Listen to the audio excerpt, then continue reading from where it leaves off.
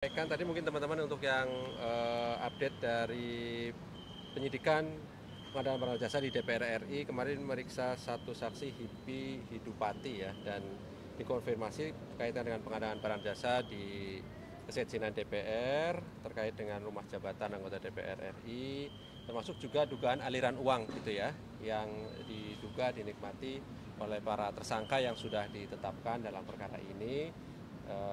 Terus kami dalami gitu ya, karena saat ini kan aliran uang itu justru menjadi poin penting, walaupun ini pasal-pasal yang berkaitan dengan kerugian keuangan negara, sehingga ke depan kami bisa memulihkan kembali kerugian keuangan negaranya.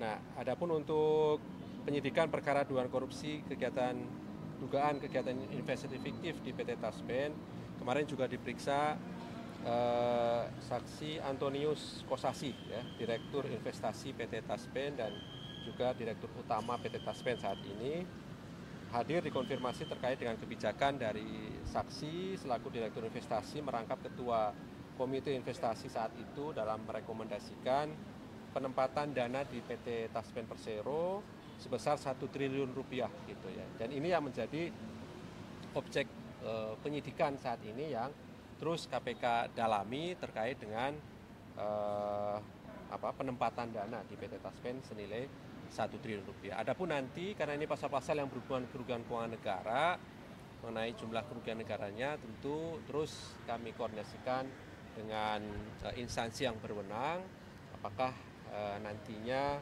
juga kerugian total itu ataukah nanti seperti apa, kami nanti akan sampaikan perkembangannya. Yang pasti bahwa dugaan kerugian keuangan negara ini ratusan miliar itu yang sudah kami miliki datanya begitu ya.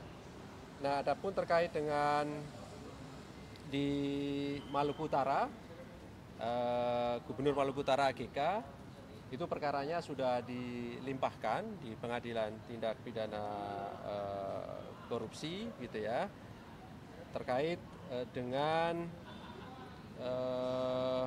dugaan korupsi di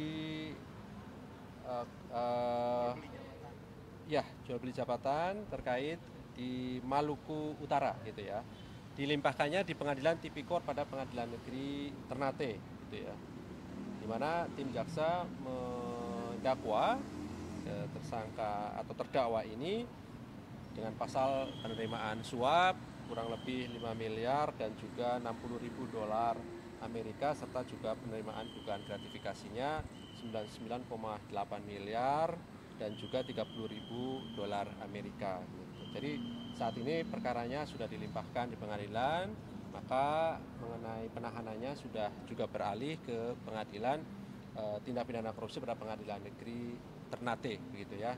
Nanti kami akan sampaikan kembali kapan persidangan itu akan dimulai. Nah, tentunya dalam proses penanganan perkara dugaan korupsi di Maluku Utara ini, KPK juga kemudian telah menetapkan, kemarin sudah kami umumkan ya, menetapkan tersangka baru kan 2 orang ya, dari satu pihak swasta dan satu dari Kepala Dinas Pendidikan di Maluku Utara gitu ya.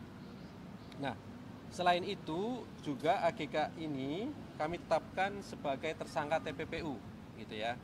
Jadi proses penyidikan TPPU-nya kami pastikan saat ini sudah berjalan, sedang diselesaikan oleh KPK dengan penelusuran lebih jauh aset-aset yang diduga dari hasil kejahatan korupsi.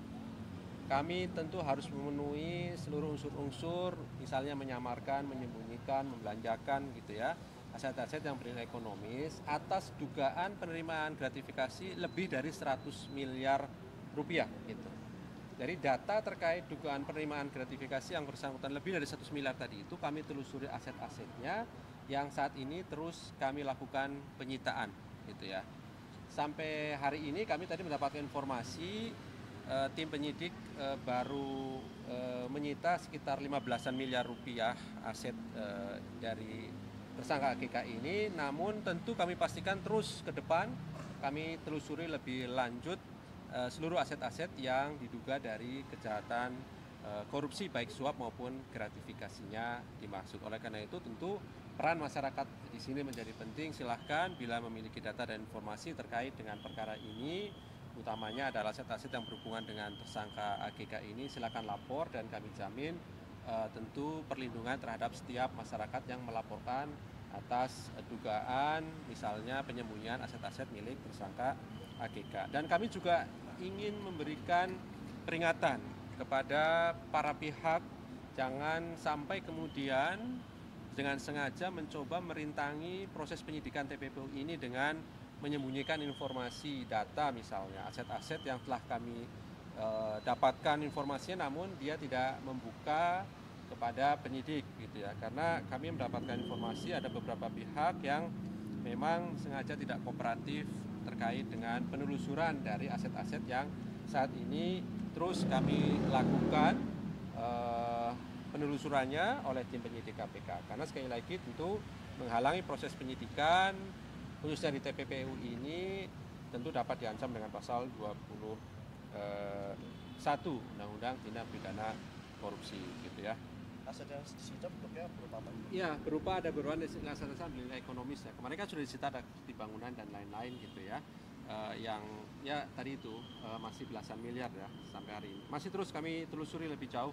Harapannya ya tentu kalau dugaan penerimaannya tadi lebih dari 100 miliar ya setidaknya angka itu yang terus kami dalami agar bisa kembali pada negara. Sekalipun ini bukan pasal-pasal berkaitan dengan kerugian keuangan negara ya. Sekali lagi KPK tidak hanya menerapkan pasal-pasal berhubungan dengan kerugian keuangan negara, tapi pasal-pasal lainnya, dan itu pun kami telusuri aset-asetnya yang kemudian diduga disamarkan dan disembunyikan. Termasuk rumah yang ada di bilangan BSD Tangsel dan sebuah kafe dari 15 yang di...